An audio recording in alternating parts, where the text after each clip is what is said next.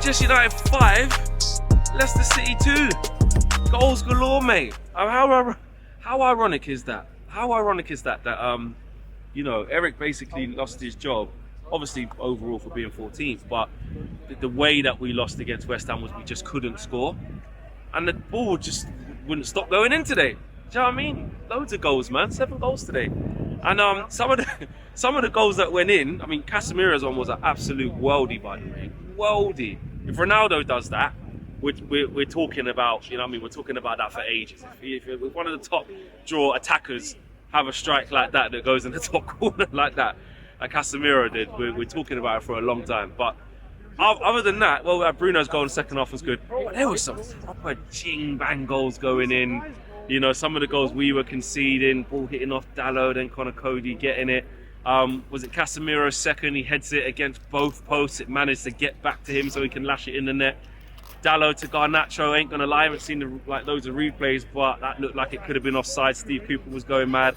Bayern Deer, dodgy, does the jing bang shit punch, and then they score from the edge of the box. So it was just a weird game. I think at the start of the game, I'm not gonna lie, I thought that because Ruud, it was him managing, I thought that like the players would have started a bit quicker. Do you know what I mean? If I'm nitpicking, I thought the energy would have been up. I thought that, you know, the players would have been running around, buzzing around, trying to really get the crowd on side and give us something. But it didn't really start like that. The game really didn't ignite until we. How you doing, bro? You alright? Yeah. You okay? Hello, we're filming. Yeah. I'll give in 2 seconds. Yeah. 2 seconds. I'll come take a picture in a sec. Go on then. This is what it is. Leicester fan. Nice one. I'm Leicester fan. Oh, you're Leicester fan. Unlucky. He's got a vlog. Oh, he's got a vlog. Behind the Silver Fox. Love that. I'll catch up with him in 5 minutes. All right, nice one, mate. Take care. Keep doing your vlog as well, man. Good luck with it. Good man. What a guy. Good luck to him. Leicester fan there. Where was I? Yeah, the game didn't really ignite until Casemiro scored that worldie. And the types of goals that were going in were a bit bitty.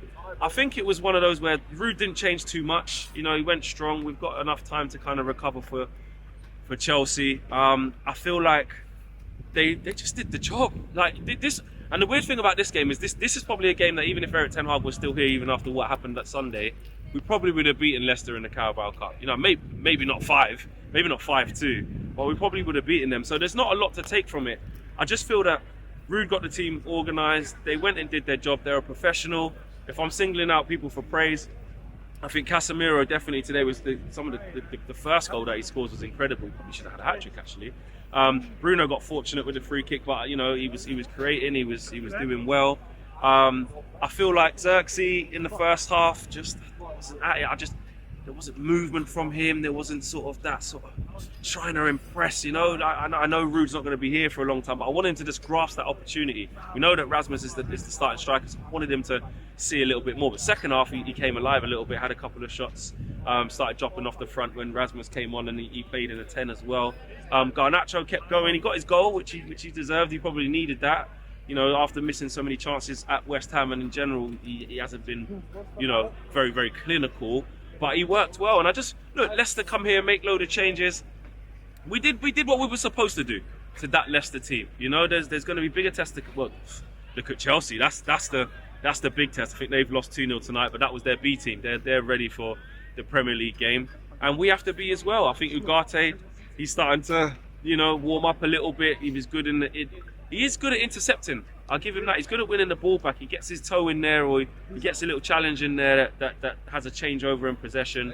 I think Matthias de Ligt was solid today. Just did everything nice and crisp, nice and simple.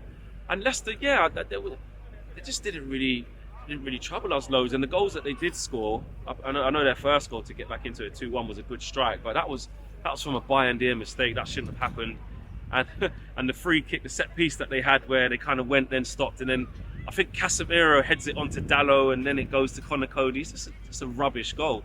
And we had some rubbish goals as well. Bruno with the free kick hitting off their defender and then going in, it completely wrong-footed Ward. It was just, if I was Erik ten Hag watching that, I'm thinking, you pricks. We couldn't hit the goal for love nor money against West Ham, and then this happens and the goals are flying in. But listen, we all know Eric didn't lose his job just because of that one game. It was overall. It was overall. So look, I'm happy for Ruud. At the end of the day, we don't know how long he's going to have to see this out for. Obviously, Manchester United are talking to Sporting in terms of when they can get Ruben Amorim here. He's going to probably take care of that game on Friday, which would leave Ruud having to take care of us on Sunday against Chelsea, and that's the one. It's okay, Carabao Cup in the midweek. Yes, it was sold out. Those people started getting tickets for Ruud's first game, so he'll be happy to get that win under his belt. But he'll want to motivate these guys for Sunday. We need a massive reaction. Chelsea are in a good bit of form, and they're doing quite well. But we have to be at it. Old Trafford's got to be loud. Old Trafford's got to be on it. But most of all, the players, they have to start fast. They got to win challenges. They got to get in Chelsea's faces. They got to create that. Even though Ruud isn't going to be the manager there, but they got to create that new manager bounce. You know, we need Chelsea to come here going, oh, for God's sake, why did Eric not have to be here? They probably thought they were going to come up here and get an easy 3 points with us in the mud. Well, with Ruud van Nistelrooy in there, he knows exactly what it is to be a Man United player. His team talk's not going to be that hard. He just needs to get them motivated, get them wanting to be honest, and get some passion out of them. He can't change things tactically. He can't change formations in that short space of time and try and work on things he's never worked on before. He just has to keep it simple and get them motivated. And the players, it's all about up here. They got to react, because if they can get a big performance and a big win against Chelsea, they would only be 3 points behind them. And all of a sudden, you're passing on the baton to Ruben Amorim when we're in the next round of the Carabao Cup. I'm not sure when the draw is going to happen. It might be happening as we speak. You're 3 points behind Chelsea. Chelsea then go to Arsenal while we play Leicester again, don't we? So, you know, there's something for Ruben Amorim to work with. What you don't want to do is pass the baton to him with us in the dumps. We've just been beaten by Chelsea and everyone's feeling low again. And how good would it be for Ruud van Nistelrooy to have that full circle moment? He's a legend at this football club. He's been part of the coaching staff, turned down jobs to be here.